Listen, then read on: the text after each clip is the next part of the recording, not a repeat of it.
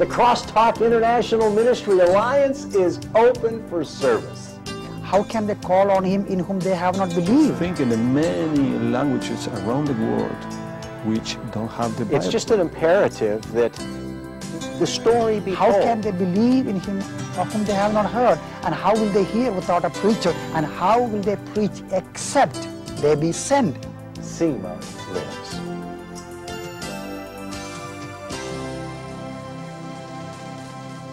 Many things in life come down to money. Sometimes the way we spend our money impacts huge areas of our lives. Our choices need to be considered in light of what God desires for us. We need to submit our will and our wallets to God very quickly after we give Him our hearts. And then we need to be good stewards. You know, I believe in being very careful with the resources the Lord entrusts to this ministry. Likewise, I believe in being personally very frugal. I've been told by friends with whom I do business that before I make a purchase, if I have 2 nickels to rub together, you can hear the buffalo scream before I let them go. Now, I don't see myself that way, but I do work hard to stretch every dollar. I wear a Casio watch, and I bought this suit for my son's bar mitzvah when he was 13 years old, long before he was married with a family of his own.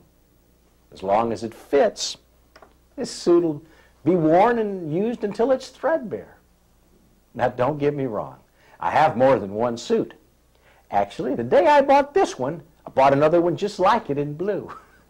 If you watch Crosstalk, you've seen it before, too. Let me show it to you, so just in case you don't remember it, it's a nice suit, and it has aged better than I have. These suits were $55 each when I bought them, and the truth is that if you looked in my closet, you'd realize I have more clothes than I can possibly wear. Nothing extravagant, but more than I need. You see, I'm probably just like you. Let me ask you something about clothes. Do your kids spend more on their clothes than you do? I promise you that mine do. My wife bought gym shoes for our youngest son when he was a high school basketball player that cost more than I spend on shoes in 3 years. Now, I wear my shoes until the heels look like ski slopes and the soles can pick up quarters without bending over. Come on now, some of you have some comfy shoes just like mine in your closet. You can't wear them in the rain, but who looks underneath anyways? Look, most of us shop for bargains, and we all work hard to save our money because money is hard to come by. But some folks have a higher view, and others have a lower one. We all know folks who see things as important and people as things. On the other hand, most of us also know people who recognize that people are important and things can be replaced. But every once in a while, someone comes along who has a more well-defined understanding of the things of this world. Some folks weigh things in true terms. Let me give you an example. I know a believer who lives to please the Lord. He recognizes that the things of this world can easily get in the way when we live to please ourselves. Knowing him causes me to evaluate how much I love the world. You might think he goes overboard, but I want to read you something that he wrote. Ask yourself, who do you love and how assimilated to the world can you be before you become powerless for the things of God? How many of us need to confess our adulterous love affair with this present world? We cannot go on with God into the promised land because we're still looking back at the flesh pots of Egypt. Sometimes this sin is revealed in big things, but much more often it is in the little things. And then he told a very interesting little story. He said, for example, I love a certain brand of perfumed soap. For years, I always bought this brand.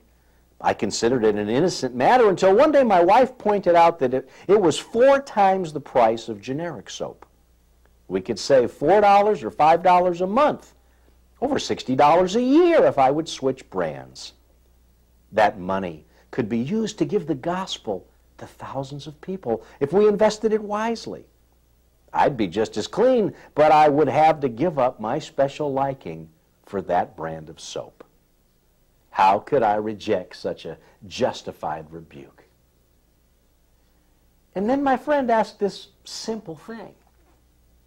If we can only start to make sacrifices in the small things like this, then it'll be much easier to say no to the world and the flesh when we have to make big decisions.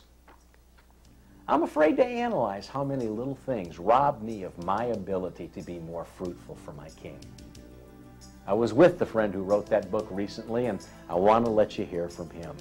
Come with me as we move into an interview with Dr. K.P. Yohannan. I want to tell you a little story about him. I have friends who are incredibly godly, truly committed to Christ, but extremely rich. An international organization with thousands of missionaries, planting thousands of churches, seeing tens of thousands of people converted to our Messiah and their lives changed. And I know people who got nothing in the world, greedy like the devil. I promise you, you don't know another man like the one that I'm going to introduce you to again here on Crosstalk. I am what I am, minus everything I have received, gained, accomplished.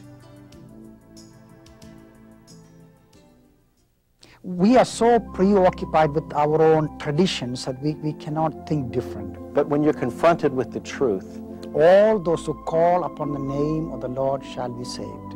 When you're confronted with reality, pain, and suffering, and opportunity, then he says, but how can they call on him in whom they have not believed? I believe that you're just like me. You'll care. You'll want to be involved. The next question, how can they believe in him of whom they have not heard? This text will revolutionize people's thinking about world missions. And how will they hear without a preacher? And how will they preach except they be sent? If you read this book, you will find the heart of God for the lost. I would weep my eyes out over the lost millions when 80,000 people die every day and plunge into eternity without Christ. If you need to be revitalized in your own spirit because you've grown cold, you're so connected to this world, you're so attached to this temporary, passing world.